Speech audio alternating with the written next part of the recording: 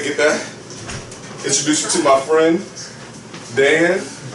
Dan, how you doing? I'm good, I'm good. Hello, Dan. Garbage? I'm Cliff. Yeah, he's got it. He's got it. Yeah. Can you someone throw this out? Just throw it out. Dan.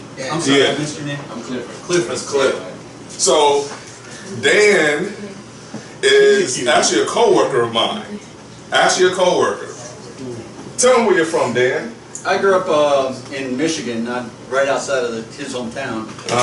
We wound up graduating from the same high school, although he's a youngin'. Yeah, I am. Go ahead and tell him the name of it just for the record. It's Port Huron. Port Huron. Port Huron, Michigan. He's from Port Huron, Michigan. So, And we're all the way out here in Maryland, and it just so happened that we both work at the same job. Wow.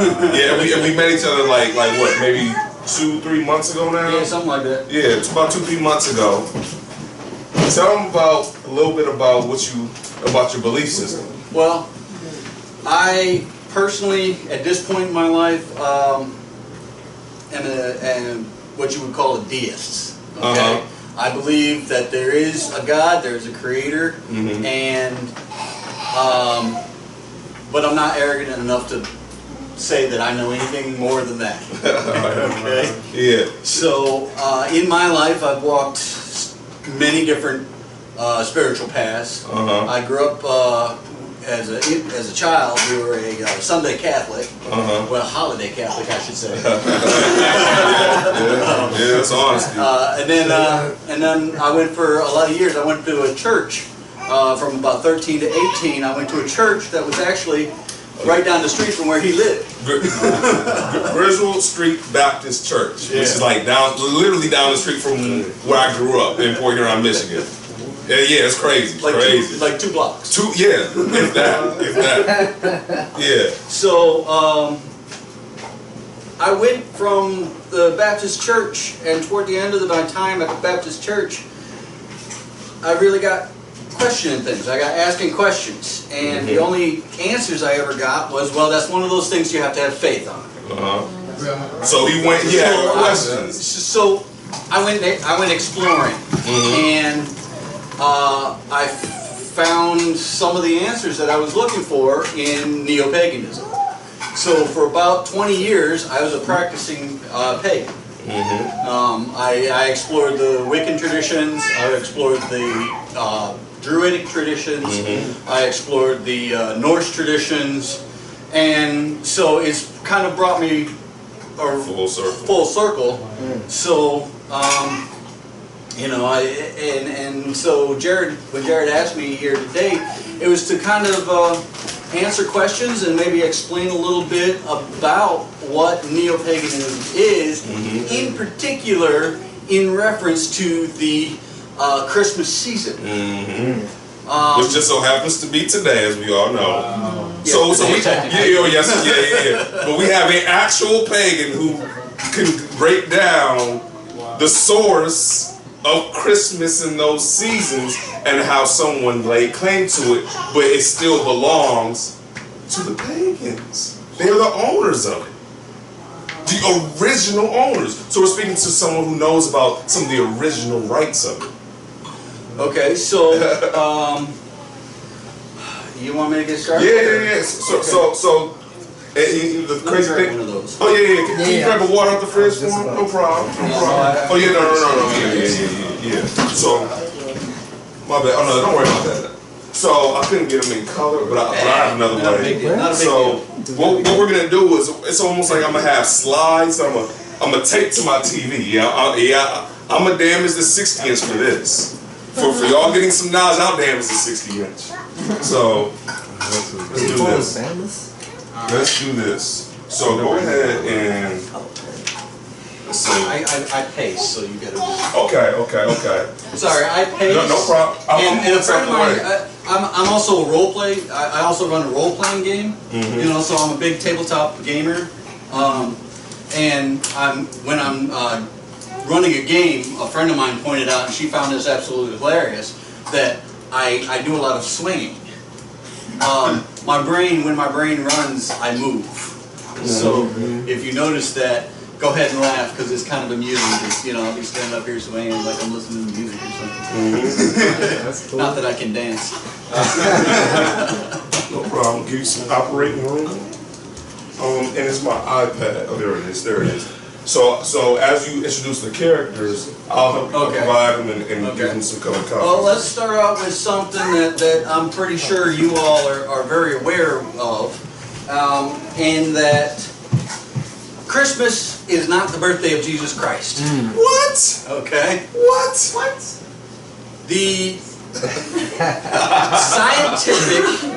science has proven that the conflagration of planets, which created the bright star in the sky, that the wise men followed from the Middle East, from Mesopotamia, to Jerusalem, or Bethlehem, as the case may be, which I think was actually Jerusalem, because after the census, Mary and Joseph, they went home. But happened that year. However, it didn't happen until February. Now, Mary and Joseph, that happened supposedly on the night of his birth. All right? That's what all the stories tell us. Now, the wise men had a 3-month journey ahead of them to get to where the Christ child was born, or was living, actually. You know? Exactly. And we addressed that too earlier. We addressed that. You know, that particular conflagration of planets that created that star were visible for several months, and they followed the direction. They had a sextant and everything. You know, everybody know where the sextant is? A sextant is a device typically used by ancient seafarers to chart the stars and map their course. Okay, so it's a pretty convoluted device that's complicated to run. So they followed the star to Jerusalem. Okay, this is 3 months. They're going to arrive 3 months afterward. What did you tell me tonight? What's the book say? Oh, it lets you know that he was a young child in Matthew the 2nd chapter. And they also arrived at the house, not at the manger. But we read that earlier. We already broke that down what the scripture had to say, and he's just using some logic on top of it. So that's the biggest thing about me. I'm a logic-driven creature. If it doesn't make sense to me, I have to find a way for it to make sense. And that's what the church did not provide me, was a way for it to make sense of any of this. Okay? And that's one thing that's been different about coming here, is that I've been trying to help make sense of some of these things by reading. Not by, just saying, just have faith. No, faith is good, but faith with works is even greater. But we're making sense of it, that this is what happens when someone doesn't answer the questions correctly. People, I don't want to go down that road. Go ahead. I'll get started. So, now that we've laid the groundwork of the fact that this is not the birth of Jesus Christ. Jesus was born in February or March, and in the spring, in the late spring is when the wise men arrived. Why is this celebrated as the birth of Christ? Give me an answer. Why is it present? I don't know your name, I'm sorry. Because of pagan holidays, they on the solstice of the moon, it was like 25th of December, and they celebrated. They put trees up, they adorned them, and they celebrated that's about. That's actually pretty good. That's pretty good. So after the church was founded, okay. So the Roman Catholic Church, we're talking about 325, 4th century. Go ahead. In 325 AD, there was a council in Nicaea which came up with the Bible. Okay, they put 25 books in the Bible. We have a total of 66 present day, but that was before they had the 14 from the Apocrypha. Okay. So that's in 1611. Okay. Go ahead from there. At any rate, so a lot of the books that were the writings that were there weren't included. We all know that. Okay, so then the church began to expand.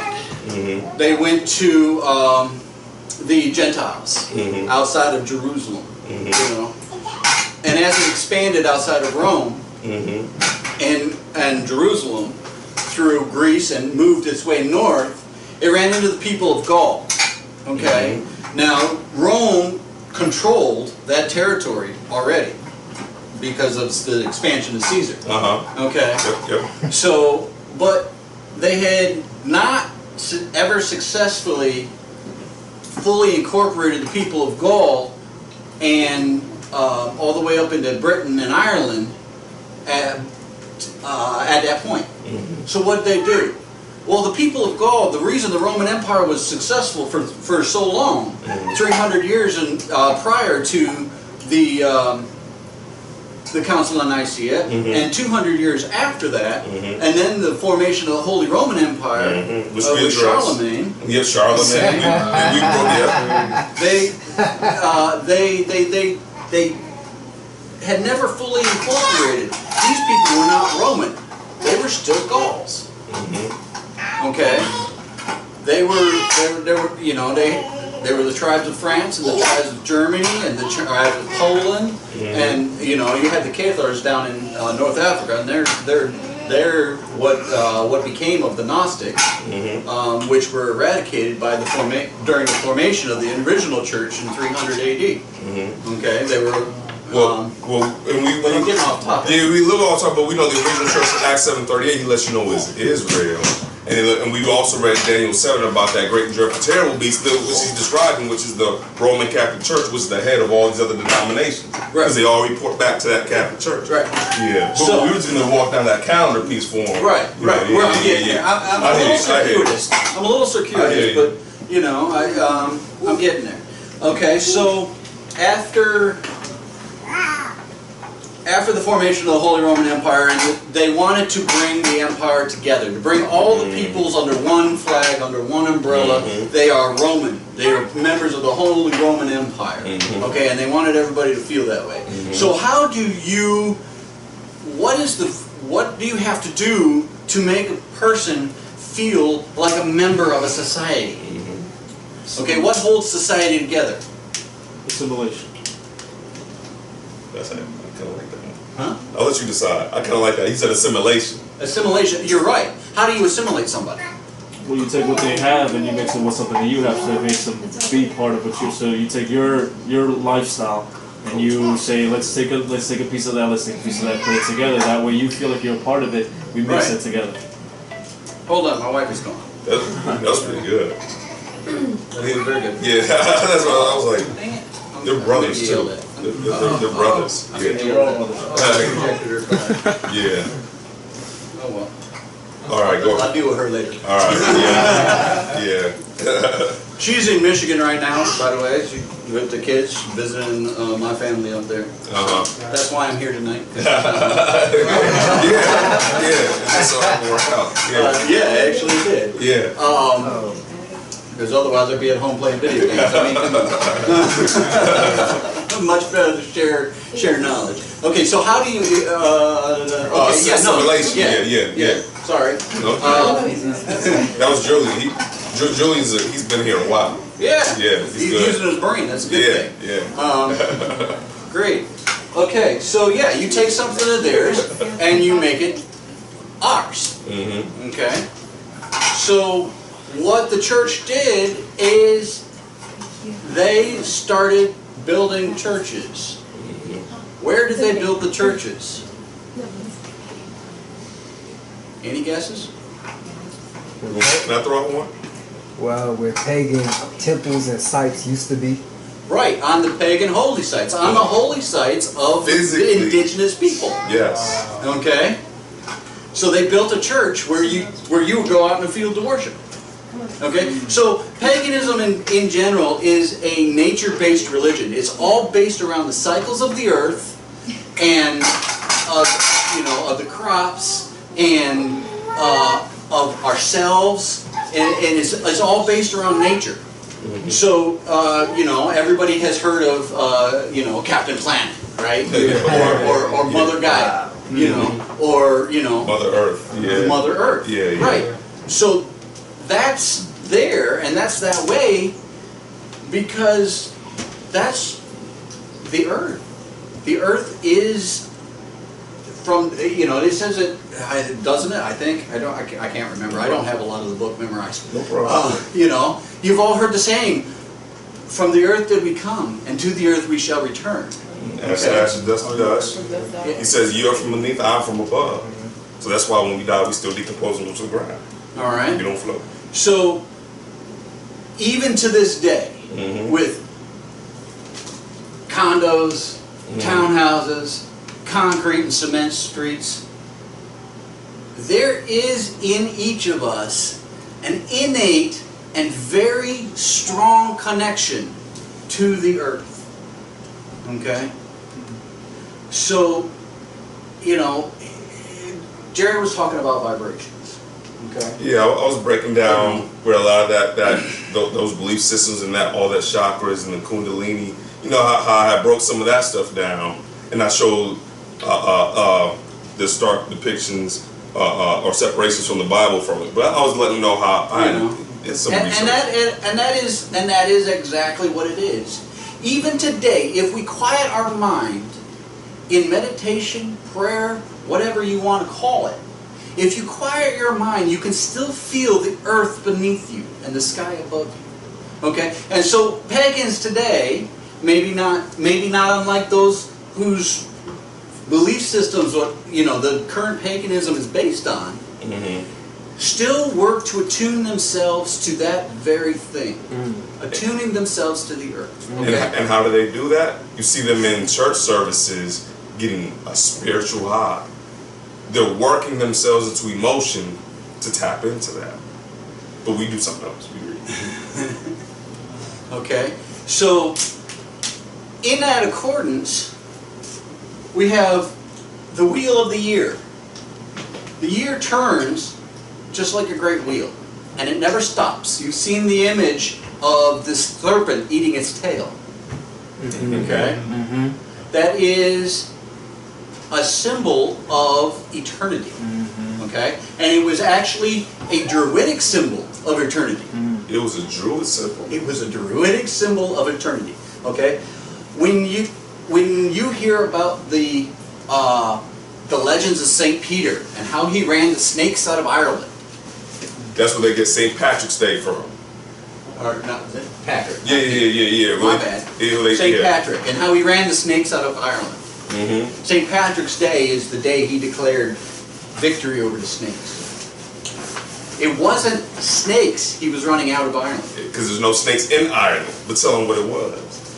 It was druids. The druids used a staff to symbolize their office, basically. They were a judicial system as well as a faith system. They were the leaders of the law for the druidic system, and they were also the leaders of the faith for the druidic system. Their staff is two serpents coming up facing each other, connected at the base. Okay? So when St. Peter, or Patrick, horrible tonight, ran the snakes out of Ireland, he was declaring victory in crushing the Druidic tradition. Or paganism, pretty much. Paganism. Yeah. Okay? By way of the Catholic Church, which we read a whole bunch of stuff that showed that they were incorporating actual pagan traditions in the church. Yeah. Okay, so going back to the earth and the wheel of the year. Okay? The wheel of the year. In paganism, there are 8 holidays. Okay? 8 religious holidays. 4 majors, 4 minors. Okay? The minors are the equinoxes, which symbolize the turning of the earth and the turning of the year. Okay? There's Yule, which happens to be in this week of December.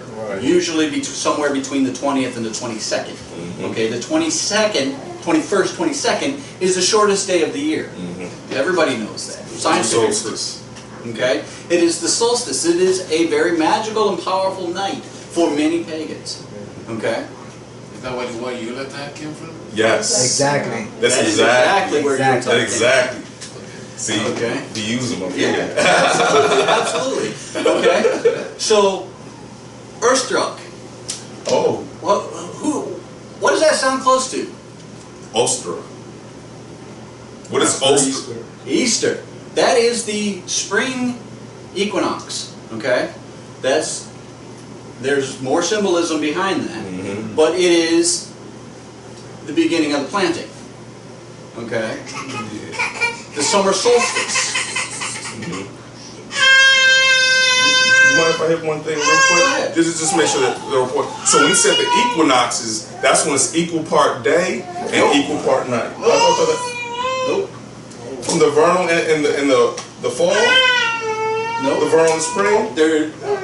Yes. Yeah. The vernal equinoxes are equal. Okay, I see what you're saying. Okay, good part. The vernal equinox of Easter equal, and the diurnal, I think, is what they're called. I can't remember exactly. But the winter and summer are opposite. Exactly. Winter and summer. Yeah. Okay. So at the Easter, Ostertag, the spring solstice is the beginning of the planting. At the summer solstice, in about the 20th, 22nd of June, it's the longest day of the year, and that is the ending of the planting. Okay?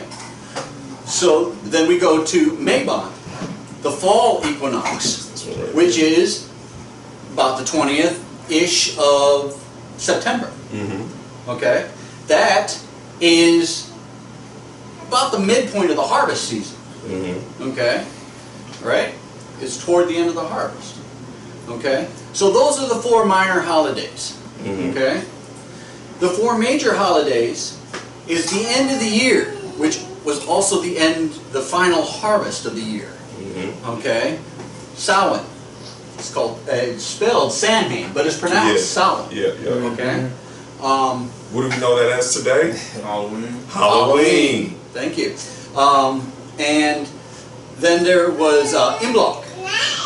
Imbolc happens in early February, right around February the 2nd. And there is symbolism behind that. Okay? And I'll get into all that. Then there's Beltane at the beginning of May. Anybody know what Beltane is? You ever heard that word before? Beltane is a celebration of life. It's the fertility festival of the early planting. It's the fertility, that's when the earth is most fertile. Okay. Easter in the spring. No. That's Ostara. That's Easter. That's the beginning of the planting. So think of the plant. Think of like humans and planting of humans or animals. And something's coming out. So just think of like Easter and planting like that, almost like fertility. Yeah, it's fertility. It's a fertility. Okay, so then the final major holiday of the year is Lughnasadh. Okay, Lughnasadh is a Gaelic word, so it's kind of it's kind of hard. It's spelled. Let's see. It's spelled Lughnasadh. Okay. So it's kind of wild. Lughnasadh. Okay. That is the beginning of the harvest. It is one of the most important moments of the year. Okay? Because if you don't harvest on time, you starve in the winter. Okay? So, these are the major and minor holidays of the year. All right? The year is governed over by two deities, okay, overall. Now, you look at history, you look at the Greek, you look at the Roman, you look at the Egyptian, you look at the Norse, you look at the Gaelic tribes, you look at, England. There are a multitude of deities and gods. They're polytheistic, okay? But really what it comes down to, in my opinion, is the Creator, okay?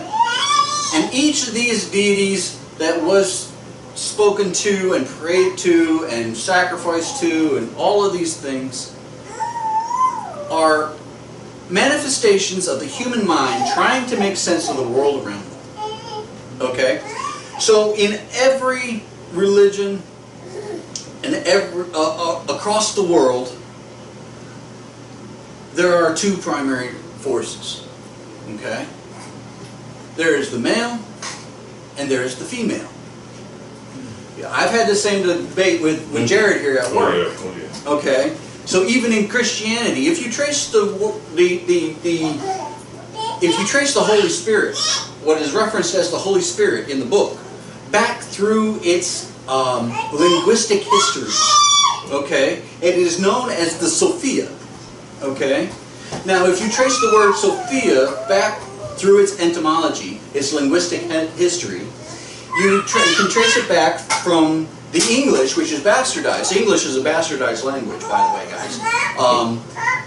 We don't have gender pronouns for our words, okay? In every other language that I've ever looked at, ever learned about, ever studied, you know, from German to Korean to Chinese to, you know, Japanese, there are gender pronouns, okay? So if you trace it back, using the Bible through its Genesis, okay, to the old German, the Sophia is referenced with a male gender pronoun, okay? You trace it back further to the Latin, okay? It's a gender neutral pronoun. You trace it back to the Greek, again, gender neutral.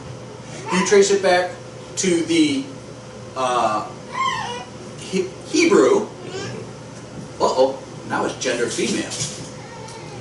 And see, this is where we definitely had a debate, because I definitely show in other aspects how it's all masculine, because there's those that's over, or saying to speak of so-called Hebrew, but it's Yiddish over in the land now, and they refer to that as a Shekinah. They try to say God and his goddess, but we know from what we break down and read that, you know, female was not introduced until man was on the planet, and she was put to help you reproduce and be a helpmate. And here's why it becomes important, is because nothing that is male, nothing that is truly male can reproduce by itself. Nothing, the male cannot spawn progeny by itself. Neither can the female. Okay? So I was reading a Gnostic text a while back, which is where I learned about this whole Sophia thing. You know, and in the Gnostic text they were explaining that in the beginning, the Sophia was there with God. At the beginning, when God said, "Let there be light." See, so like you said, you see where we. So we don't all agree on everything. Yeah. So I probably want to. So going back to the whole concept of the male and female deities, okay? I personally have always just referred to them as the god and the goddess, okay? They are equal and opposite, each affecting particular assets of human existence, both male and female, okay? In both men and women, okay? Plants and animals. You look at the world around you today, and that was one of my biggest questions about when I was leaving the church, when I left the church. I said, what about the female? Because in the book, it's all male, okay? And it didn't make any sense to me. It's all male. So, and no one could answer my question, so I went searching. That was the biggest question, okay? Because I saw in the world around me that no man and no male entity, whether it's plant, animal, or otherwise, can reproduce. Likewise with the female. Okay? So with this you have balance. And everything in the world has male and female. Even asexual amoeba. They have male and female parts. Okay? So the male in the pantheon, in any pantheon, has two primary facets, okay? And I'm going to use references here from the Wiccan tradition because that's the one I followed longest, so it's the one I know best, okay? The male has two facets, the Oak King and the Holly King, okay? These are both facets of male deity, Okay. I have one with both of them. This is this one. Ah, okay. So the Oak King keeps. Okay, here's the images. Pass that around. Here's the images of the Oak King and Holly King. And I'm gonna pull it up over here Okay. so he can speak to this while that's So going around. the Oak King. Think of an oak tree. Okay, he rules over the day, over the summer. Okay, he flowers and gives shade, gives nuts, and gives life. Okay, he protects. Okay, all creatures. He rules from Ustra to Mega, spring to fall. Okay, at which point, depending on what tradition you're looking at and what you're reading, he wars with the other aspect of the Holly King. The Holly King is depicted as much more rugged. Many times you will find him in the in the pictures depicted as pretty much a Santa Claus looking figure. Only he's rugged, but he's in red and dressed, and he has a long beard, and he has stag antlers in his head. Okay. This, it's also, you can also find it at, under the name of horned god or Kernunos. Kernunos is the name of the Celtic male deity. He's kind of like the boss of all other male deities. No, Kernunos. Kernunos. Cernunnos. Kernunos. Okay. Again, Gaelic name. Go figure. Okay. But believe it or not, Kernunos, or the horned god, is one of the primary places where Christianity has gotten their image of Satan, of the devil. Because he was depicted, he is most often depicted as a man with stag antlers coming out of his head and a deer's lower half with the cloven hooves. Like Pan. Oh, much like Pan. Right. Pan is another primary reference point for the images of Satan. Okay. So We know in the Bible that Satan's a cherub angel with 4 heads and covered in gems and jewels. But we do something weird here. We pass that around. read the Bible. What's coming around is images, various images of Kernunos, of the horned god. Okay. He's associated very much with trees and nature. He is the Lord of the woods. He is the God of strength and wisdom. Okay? The tree of knowledge of good and evil. Does this sound familiar? Affiliation with trees? Okay? He is the God of the woods. He's the God of the creatures of the woods. Okay?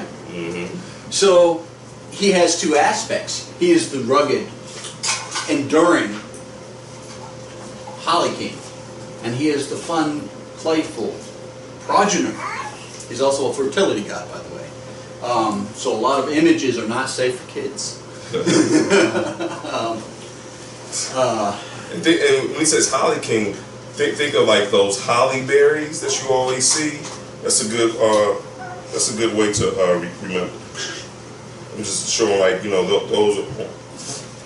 That's a good way to remember the holly tree. That this is the guy who really rules like the winter, the Yule. Yeah.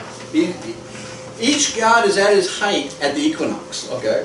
The Holly King is at the height of his power during the winter solstice. Now.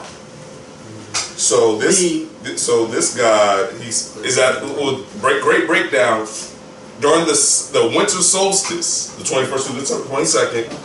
Is at the height of his power while everyone's getting ready to start putting the trees in the house and venerating, decorating it, Yule size.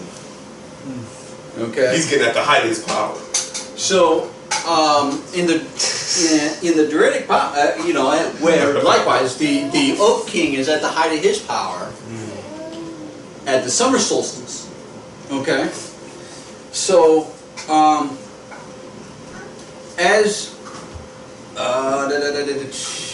in the Druidic tradition, the Yule was celebrated in the town square, in the village square, or in an open field surrounded by woods. And they built great idols to the Holly King, and they packed them with sacrifices. Now, it's wintertime. What in Northern Europe is going to be the most plentiful and easiest to get tree that's not going to damage your ability to hunt and survive in the summer or in the rest of the winter? Conifers, pine trees. Okay? So what they would do in some cases, instead of building a great idol, because most of the time they left that for the major holidays. This is a minor holiday, okay, for Yule. What they would do is they would cut a tree, and they would put stand a tree up, and they would put their sacrifices on the tree. On the tree. Okay? Like or under the ornaments. tree. Like ornaments. Much in the same. Okay? So, and then guess what they would do? What? They'd burn it. They would sacrifice it to the god. The Yule log. So, they would have their ceremonies, they would burn the tree, and at the end, when the fire burned down and went out, okay, the Druid, who I've already mentioned, was the overseer of the religious and judicial systems for the culture, would take the remains of the trunk, probably usually about, you burn wood, everybody's burned wood. When the fire goes out, there's usually a big log left, isn't there? They would keep that for the next year. And they would use it on Yule as part of the starter for the fire of the next year. Because it would be a big bonfire.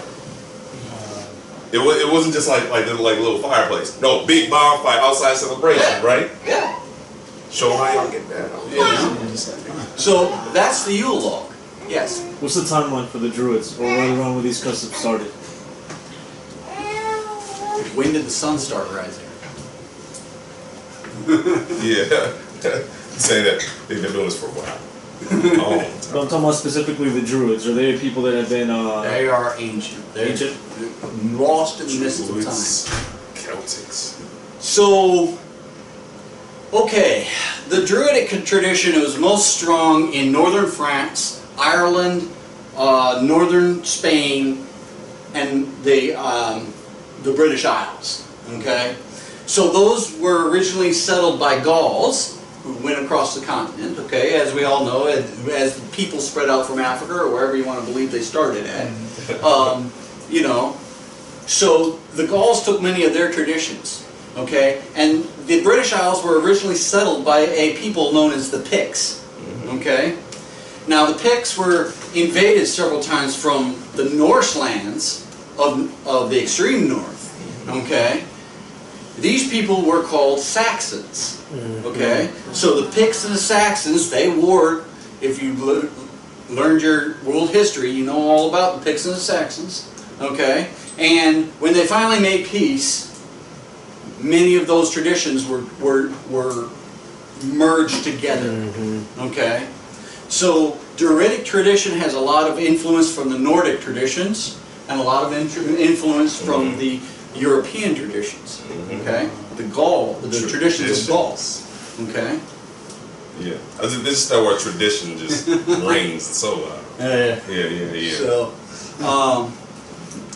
So let's see.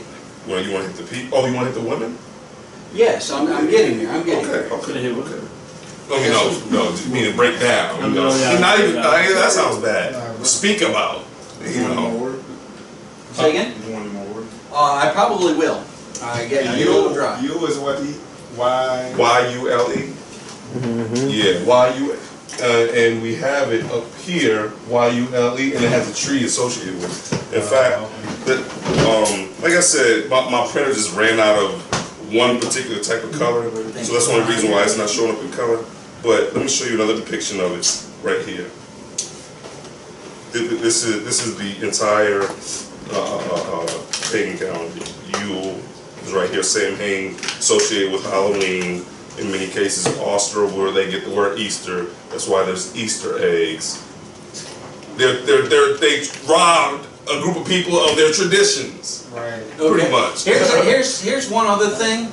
Going back, I'm gonna step back. I do this. I jump around, and I apologize. I'm gonna step back to the whole concept of division of male and female. Okay. So now what was I gonna say?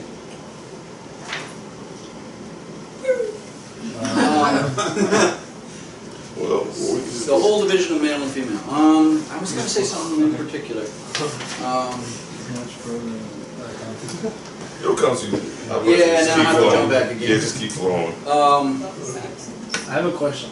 Yes. So, you guys, throughout this whole time, you guys haven't acknowledged samurais, Nimrod, who many acknowledge as like the people who basically gave birth to like a door in the tree. Do you know anything about that? The door in the tree. Adoring. Venerating. Yeah. Venerating the tree, Venerating. which you have been alluding to throughout this discussion. Yeah, so the Druidic tradition, they didn't have what we know as a normal alphabet, okay? They did have an alphabet, they did have a written tradition. But, again, as they were persecuted and chased out, that's what I was going to say. Going back to the idea of male and female, okay? Christianity is what's known as a patriarchal society. Okay, it's a patriarchal religion. You know what that means? Male dominated. Right. Yeah. 90% of all the other cultures that they were trying to subsume were matriarchal. Women dominated. Yeah. Yeah. The matriarch of the family is the one that held the power and the sway. Queen of heaven, as we know in the scriptures. Hence, what do you get? What's the question? You get Mother Mary. Yeah. So, in Catholicism, 431, the Council of Ephesus, they decide to venerate Mary, and that's why in the Quran I showed y'all they have a book named Miriam after Mary. But Jesus said when I think it was in Luke, where the woman said, blessed is the womb that bare thee and the past from which thou hast sucked. And he said, he rather blessed is he who keep the commandments. So he kind of like, but when they tried to go in that direction, kind of, he kind of like, you nipped in the bud. But yeah. But that's exactly, Mary has now become that Queen of Heaven.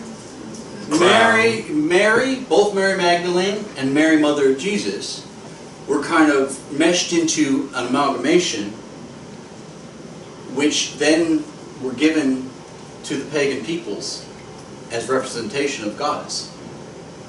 Yeah, because someone had to blend paganism and Christianity, trying to make everybody on the same sheet of music. So he just said, well, you can keep doing what you're doing, just put these names on top of it now. Pretty much. A pagan and a Christian are in agreement with this. And are good friends. Yeah. We can have our differences. Yeah. Doesn't mean you can't be friends.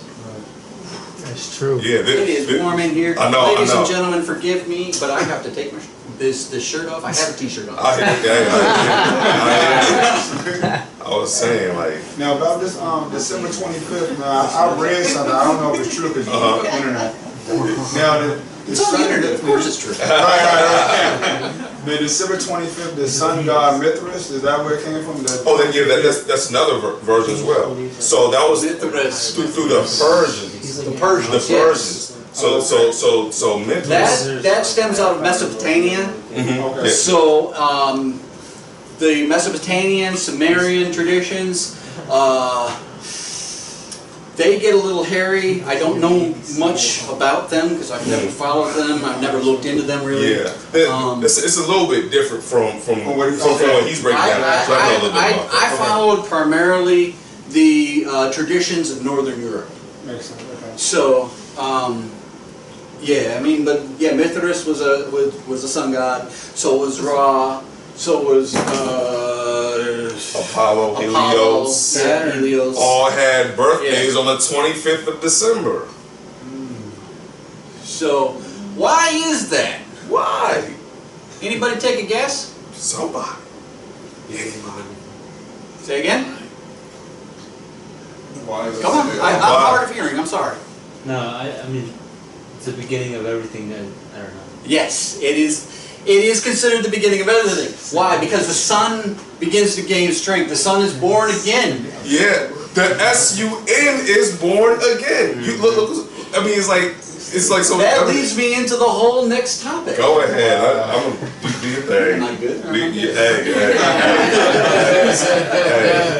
It's one thing for me to talk. It's one thing for let someone else break down what someone stole from them. So now we've talked about the Oak King and the Holly King, the god Cernunnos, and the theft of his image into an amalgamation of Satan. Okay? Now, let me talk about the other side. The other side is that of the female. Okay? Notice I'm not saying woman, but the female. Okay? So, there are stages of female evolution, even in humans. Anybody know what those stages are?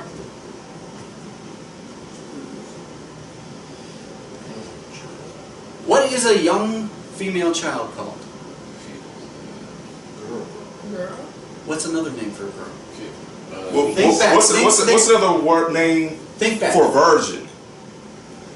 A young. Not necessarily. Yeah, not necessarily. A young flower? Think back. Think medieval times. Damsel?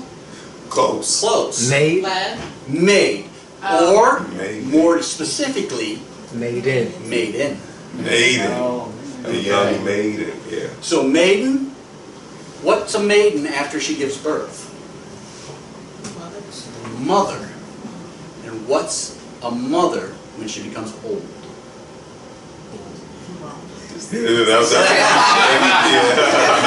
That one would have been hard for me to guess that one. This one, yeah. You got to think in terms of medieval speech. Lady? No, that was noble. Nope. Yeah, they meant I guess this one. It's called a crone. Oh, I have heard of this one. Yeah. Okay. Yeah. Go talk to the crone. It's a line from Antonio Banderas, 13th Warrior. Go talk to the crone. Yeah, who's seen that movie, 13th Warrior? Seen that. Okay. Two things about that movie. One, it's phenomenal. I really love it. Two, if you ever want to see a live-action version of a role-playing game, perfect. That's it. You know, seriously. It's a D&D game brought to life. It's brilliant. It's brilliant. And third, I know people who can do what he did in that movie. Wow. He learned a language just by listening to people speak it. Wow. I know people who can do that. It's scary as shit. Excuse my. I must apologize for my language. Between the active duty and the National Guard, I spent 14 years in the military. So I curse without even thinking about it. So I apologize in advance. Actually, it's not in advance because I've already started doing it. But I apologize anyway. But the crone. Okay, so that's the crone. There's the maiden, mother, and crone. Maiden, mother in the middle, and crone.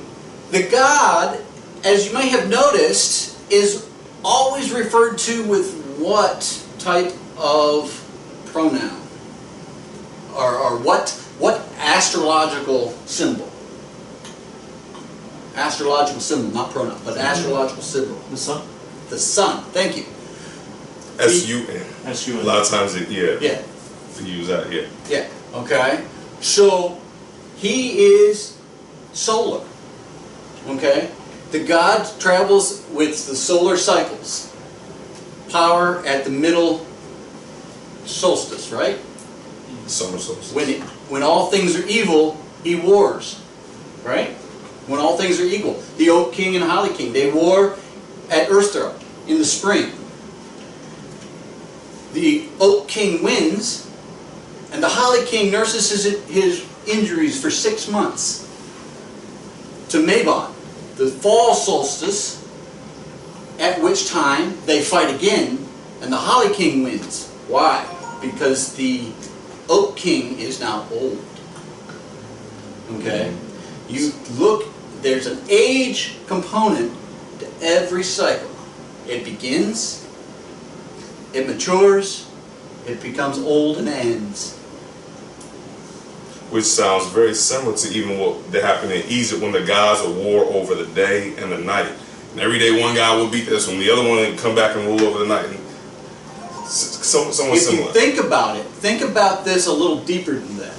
Okay? Think about this. All of this stuff, believe it or not, you got to think really kind of deep on it. Okay? What else begins, matures, and then ends? Mankind. Life. Life of not just humans, but everything. Okay? So in all of these cycles, and paganism is about cycles, okay?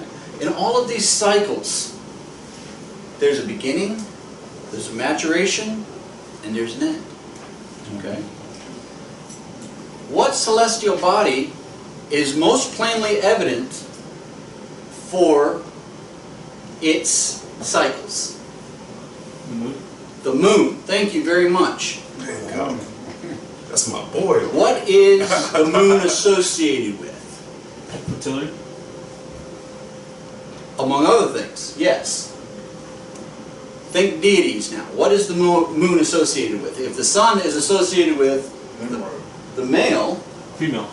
the female. Fertility. And I'm sure the females here can attest to this on a 28-day cycle.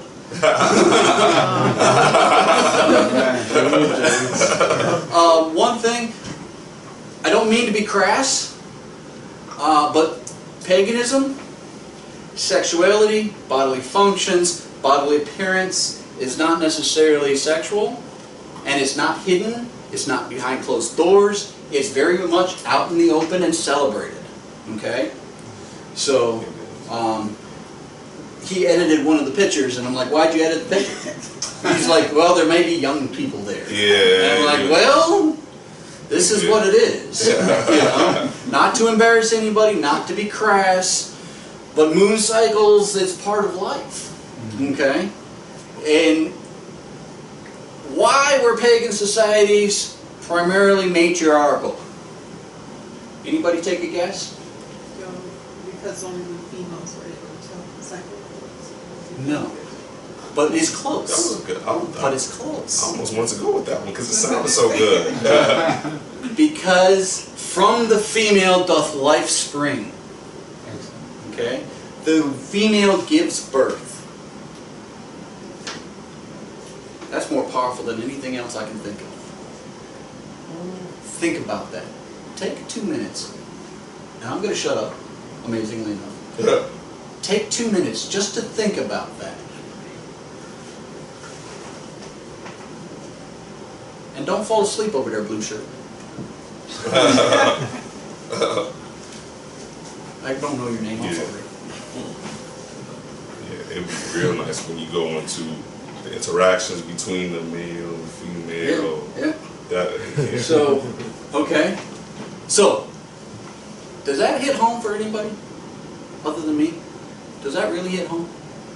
The life comes from females? Life comes from female gives birth. Female gives birth.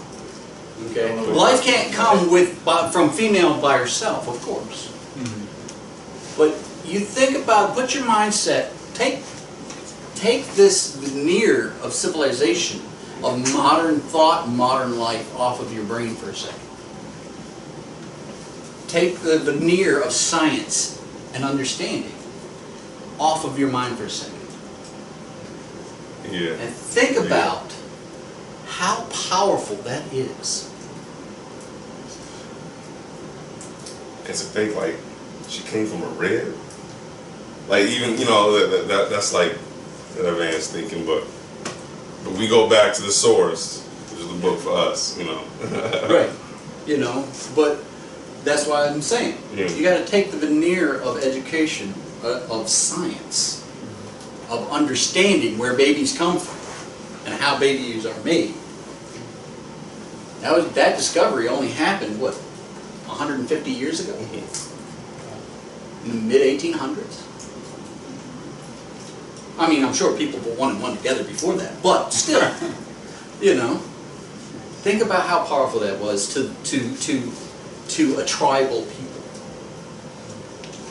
And you begin to understand why they were matriarchal, and you begin to marvel in the beings which are the female women.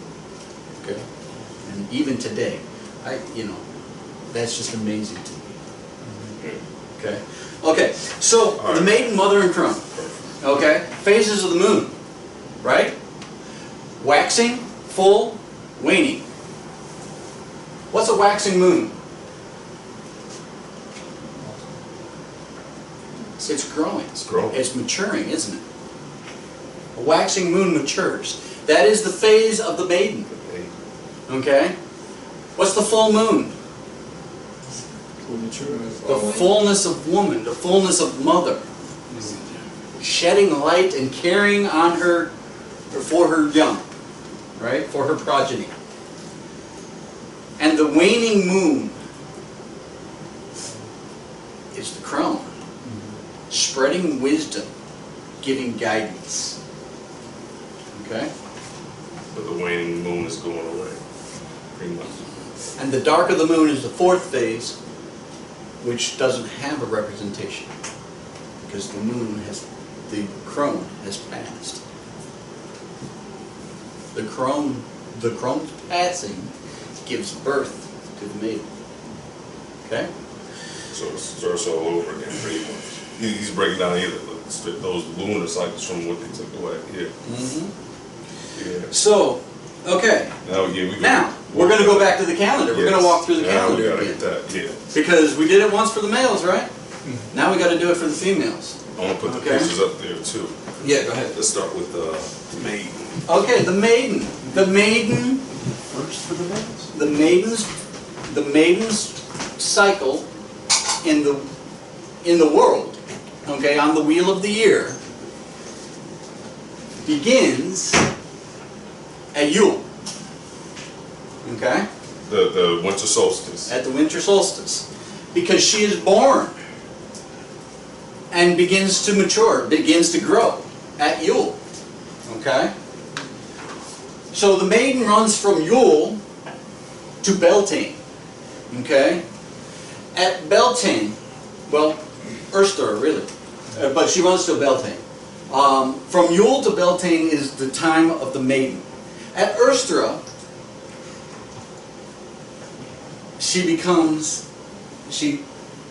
she lies with the victor of the war between the oak god and the holly.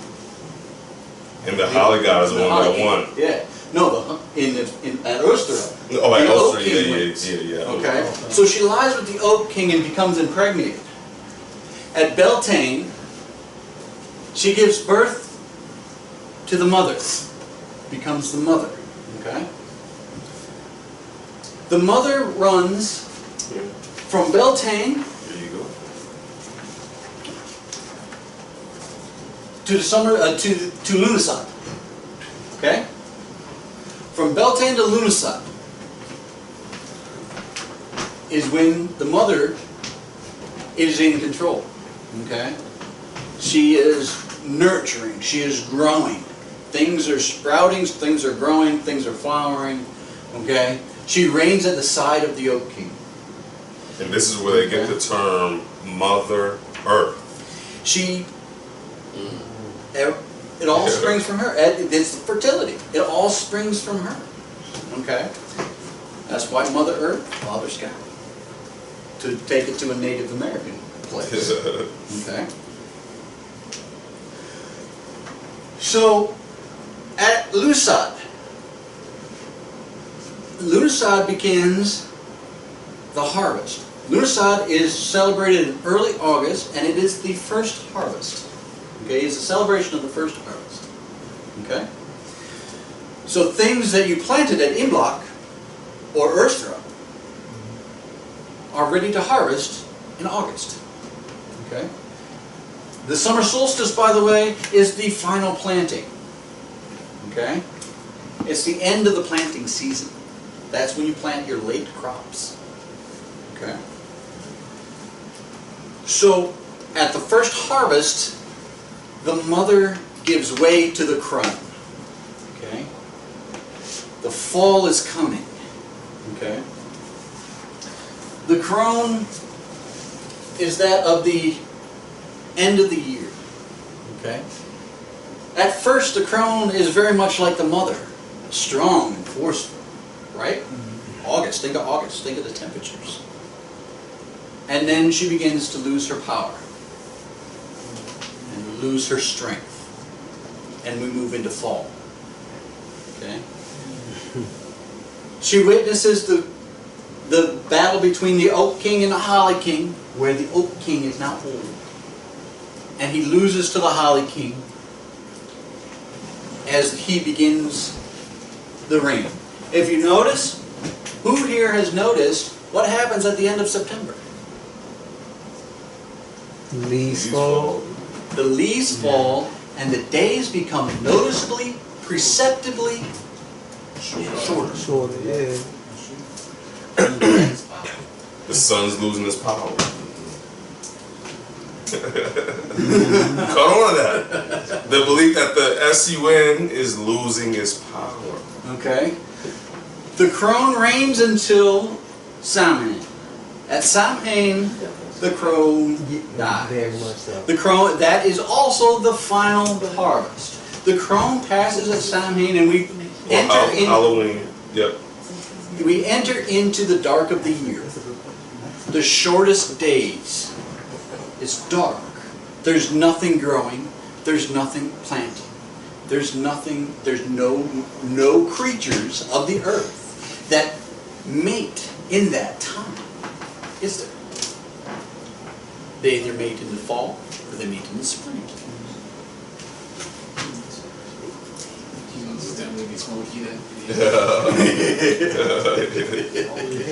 Yeah, So that's crazy horns too. So there's, in the time between Samhain and Yule, there's nothing growing. There's nothing sprouting. There's nothing mating. It's the dark of the year. And that's just so happens to be the time where the Catholic Church holidays are taken off. From Halloween, which they call All Saints Day. That's or November All 1st. Yeah. And then they celebrate All Hallows Eve, which is October 31st, to Thanksgiving, to the Christmases. Thanksgiving's a religious holiday. Yeah, well, yeah, that's a whole nother breakdown. But all those things start taking off during that time frame, from end of October through like beginning of January. Thanksgiving's all about the Europeans showing up and saying to the Indians, "Hello, I bring you guilt, syphilis, and alcohol." Huh? So, but yeah, sorry, that's a bit I borrowed from Robin Williams. But yeah. Okay, so any questions so far? Go ahead. So, what's the explanation for the weather now? Since it's been warm. El Nino. Oh, El Nino. Yeah, believe it or not. That's a scientific thing. This is all mysticism that we're talking about. Okay? So everything that you've talked about tonight, you said is mysticism? Pretty much, yeah. It's faith, it's belief, it's not grounded in a lot of science. Okay. But someone needs to let them speak and break down their aspects. Even though I like to read, a lot of books, let people just explain through it. I think it maybe retain more and have a little bit more weight tonight than just reading by itself. So, in reference to what they would be thinking, given the weather we're having currently, you got to think about it like this, okay? Again, strip away that veneer of learning, that veneer of knowing science and knowing what's going on. What do you think they would be thinking? They'd be all fucked up because the gods are really pissed off. They've done something wrong. This is the time when the Druids would probably sacrifice a virgin, because they did virgin sacrifice in Druidic tradition. It was rare, but it happened. Okay. They still do that today. He asked it. No. That we know. That'd be murder. I ain't know. Yeah, I don't know. I don't know. No, that'd be murder. They murdered today. Nobody is killing anybody today. But spiritually, Right, I see. it's slaughter. But yeah, Okay. I definitely would like keep hitting on what everyone just kind of partook in, and who is the original owner of it. Right. So we covered that really early. I mean, Yeah. all of the Christmas time traditions, are borrowed from the Northern European matriarchal Druidic traditions. Okay. Pagan. Pagan traditions. Traditions. Merged into Yep. Just merged it. Yeah. Assimilation. assimilation. Assimilation. Yeah, So- it's so similar to Catholicism. All this stuff we Yeah. Yeah. Yeah. You know why? You know why? Tell 'em. Because there's only one church at the time. So bring everything in. So watch this. And In that's what we're going back to. 325, if the Catholic Church is the only one that's really solidified, because we just read what happened to the other church in 70 AD. They're taking off. They're fleeing. Romans aren't fleeing for no one. They're the ones that's setting up shop. So at that time, it did seem like it was that only church. But Acts 7:38 lets you know that the original church was Israel. And they just are on punishment. So part of their punishment is going through this. So, Now you gotta a find group you. like this, back in the day, back at the time we're talking about, during the assimilation of the pagan people, a group like this, even if they were talking about the book, you know what you all would be called? No. Gnostics. Okay? Because A, this is not consecrated space. B, there is no consecrated preacher here. Yeah. Okay? So, I really like the Gnostics. They were the first group to really believe that you can hold church anywhere you want to hold church. Okay, as far as the Christian religions go, you can hold church wherever you get a people of faith, a group of people of faith together. Okay, and many times they did. They held it right here in somebody's living room. Okay, so that didn't sit well with the Catholic Church, with the Church of Paul. It was the sect of Paul. Okay, so right after, and you know, stop me if you've heard this, but right after Christ left the world, and you know, the apostles went their own ways to spread the word, right? Well, each apostle wound up having their own followers, and that became their own sect. And each sect had a different little spin on it. because each apostle had a different view of their experiences with Christ, right? Okay. Yeah. So the sect of Paul is where we get the idea, where they get the idea that priests should be celibate. Okay. 1 Timothy 4. And that's what Paul was like, the Spirit speaks to me expressly that there's going to be a time coming where there's going to be people telling us you have to abstain from marriage, abstain from women pretty much. But Paul foretold that. And they also believed, and this was the majority of the sects, Paul, Peter, I can't remember if any of the other ones did it too, but they all believed that you had to have basically an intermediary between you and God. You can't talk to God. So you have to have a what? A priest.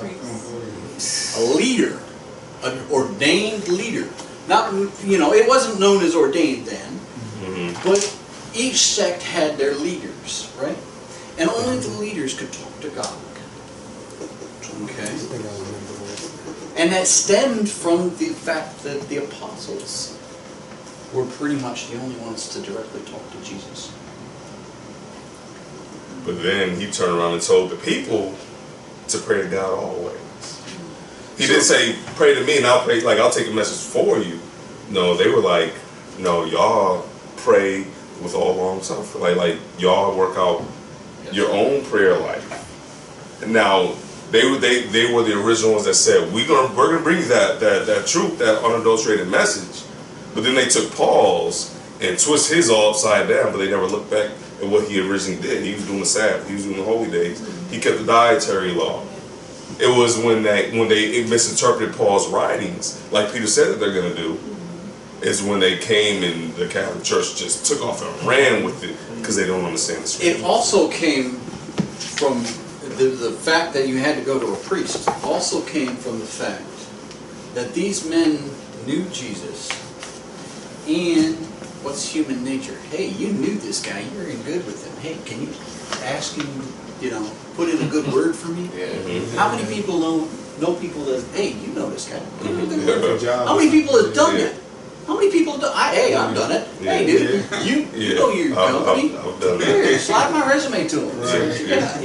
Yeah. But the thing is now with this new truth, all you have to do is be obedient to what's already written, and you got direct access to it. Proverbs 28:9, because if you don't listen to the law, it's like your prayer is an abomination. But if you listen to the law and you try to follow it, guess what? The prayers of a righteous man availeth much.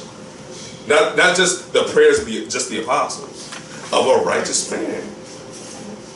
But that's a book. So now we took it in full circle, didn't we? I guess so. I guess so. Okay. Are there any other questions or interest in what I presented here tonight? Because I think I pretty much we've covered a lot. We've covered a lot. I think the one thing I don't think we've shown is how the maiden who is pretty much around in the summer solstice, the winter solstice, right. Winter solstice, is courted by the holly king. Yep. And then think of a star or Easter, like impregnation almost. They're courted, and their union is signified, is consummated initially at Imblok. That is like Valentine's Day, early February. Oh. Okay, it's actually Groundhog's Day. Oh, wow. It's typically when it's celebrated, the 2nd of February. Okay, and if you look at what happens around the 2nd of February, okay, you get that break in the weather. The weather starts easing off. The maiden has acquiesced to the Holly King, and his impulses, he's growing old, his impulses are softening.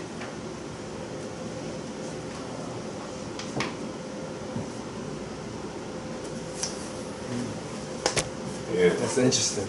Yeah. So, when you get a good woman, you become softer. You become tamer, don't you? Guys.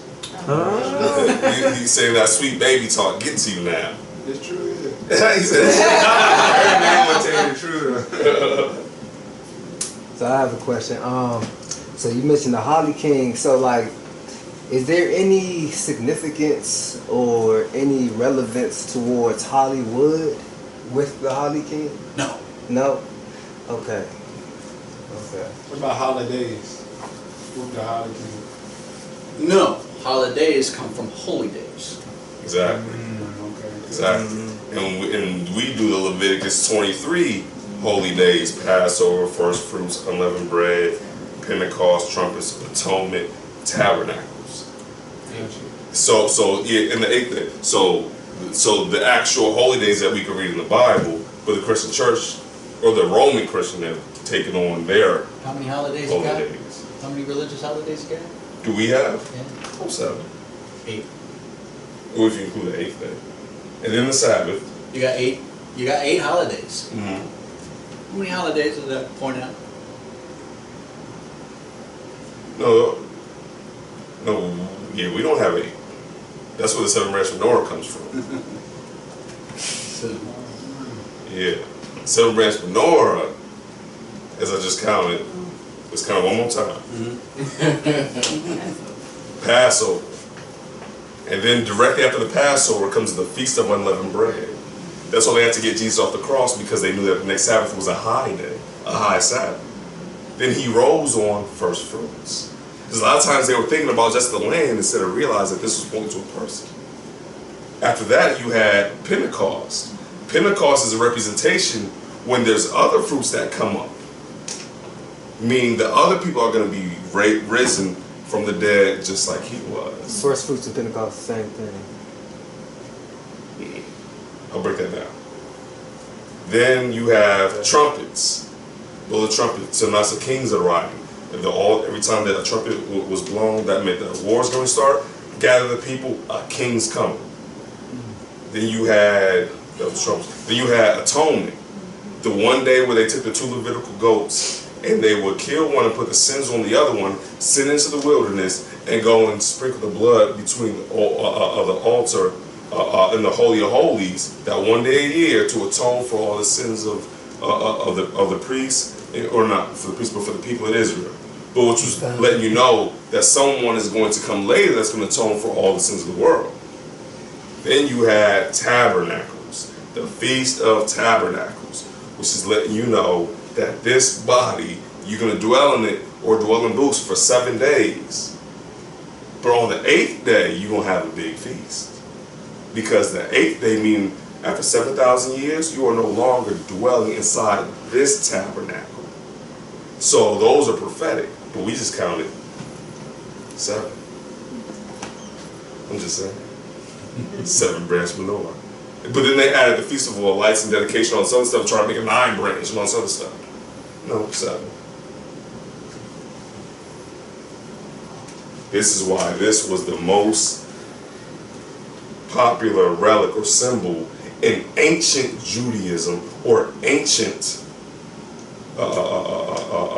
civilizations that were in Jerusalem. Not the 6-pointed star. They say that's a contemporary symbol. This was because this represented the entire plan of God. This is how you make gods, by this route of salvation. Just to clarify a bit, if I can, on Gnosticism and the where it really came to be, and kind of the drive behind it. Just a little excerpt from this research book. It says, let me see. Adrian died shortly after speaking these lines to be succeeded by the cardinal who had been handling Martin Luther's case all along. Another Medici, Leo X's first cousin, Giulio de Medici. Giulio took the papal name Clement the Seventh.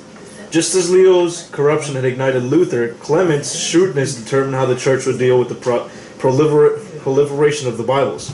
Clement was personally advised by the KG Niccolo Machiavelli, which the inventor of modern political science, and Cardinal Thomas Wolsey, Chancellor of England.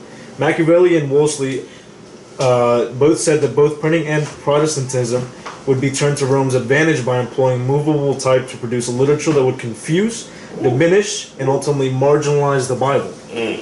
Cardinal Wolsey, who later found who would later found Christ Church College in Oxford, characterized the project as to put learning against learning. Against the Bible's learning, which demonstrated how man could have eternal life simply by believing in the facts of Christ's death and resurrection, would be put the learning of the Gnostics. Gnosticism held out the hope that man could achieve everlasting life by doing good works himself. To put it succinctly, Bible learning was Christ-centered, Gnostic learning was man-centered. An enormous trove of Gnostic learning had been brought from the Eastern Mediterranean by agents of Clement's great-grandfather, Cosimo de' Medici. And it goes on.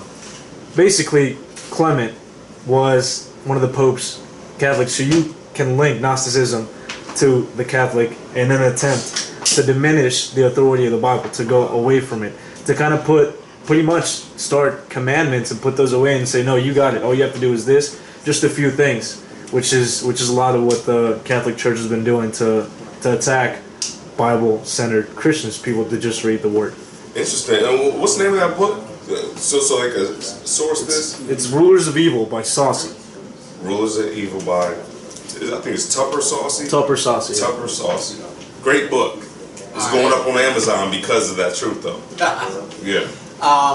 That's excellent, you know. And yes, Clementine did find a way to deal with the Reformation. Okay, he's a huge figure in that. Okay, there are other works, and I can't think of them off the top of my head, and I apologize for that. But there are other works, you know, that those writings that he brought in were the writings from the Cathars. Okay, the Cathars are what became of the Gnostics after the persecution. Okay, so there are other writings that highlight that the Gnostics, you know, they did believe in Christ and they did follow the word of Christ. You know, you look at the book of Stephen. Saint Stephen was the patron saint of most Gnostics. Okay, he was a follower of. He's one of the lesser known apostles. Stephen was a follower of one of the lesser known apostles. It wasn't Paul or Peter. It was the other. I mean, I would say as far as Gnostic learning, the essence of it is not commandment based as God put it initially, or as He commanded. They more assimilate to what Catholicism represents today, which is a deviation from that, and it's more of man-made or man-centered ideals preached in between, commandments done away with. Do good works, and you're good with Jesus, or you can accept, or you can enter the kingdom. Initially, the Gnostics. Doctrine of the Nicolaitans. Initially, the Gnostics in the writing of Stephen, when they found the book of Stephen, they did not. Everybody would take a turn being the leader of their religious, services, which is much like this one, held in somebody's front room, living room usually, So and initially, if I remember what I've read about the book of Stephen, they were not the work of man-centered. They were not what the Cathars became and what the Catholic Church used to deal with the Reformation, as was just read. They were God and Christ-centered. So one thing that we break down here, it lets you know that of many books, there is no end. And even if they recorded all the acts of Jesus, it would be a crazy amount of books. So we deal with the 66 that we have that have the entire story kind of airtight. Right. I have some of the lost books and the Apocryphas and all that stuff. The Book of Jasher, Book of Enoch, but the 66 that we have are airtight, and we prove it over and over and over. No, I'm not trying to debate. I'm not trying to say wrong, but I'm just trying to spread what little bit of knowledge that I have. Yeah. I definitely have to look for that, the Gnostic. So it was just have to look. The writings of Stephen. Yeah, because as far as the detail, it's Medici learning from the Medici library. That's where a lot of it kind of started. Yeah, and that came from Cathar. That's where I would have to. And Medici comes from where? Italy. Medici's were Sicily, which was a Cathar province back before the establishment of Italy. Exactly. And what was Italy a part of before it was Italy? Rome. And before it was Rome, it was Greece. And before it was Greece, it was Persia. Persia. Before that, Mystery Babylon the Great. Revelation 17. Babylon was further east. Oh no, there's two Babylon. That one. Oh yeah. There's Mystery Babylon the Great, which is not just located just in Babylon. That's why we could go to Australia, because Mystery Babylon the Great, you go to Australia and find a Babylonian Christmas tree. I could go to the Philippines. What am I gonna find there?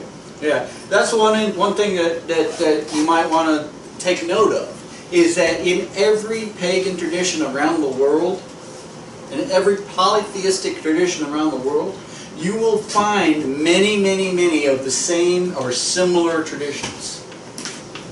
The tree, the gifts being that of the sacrifice.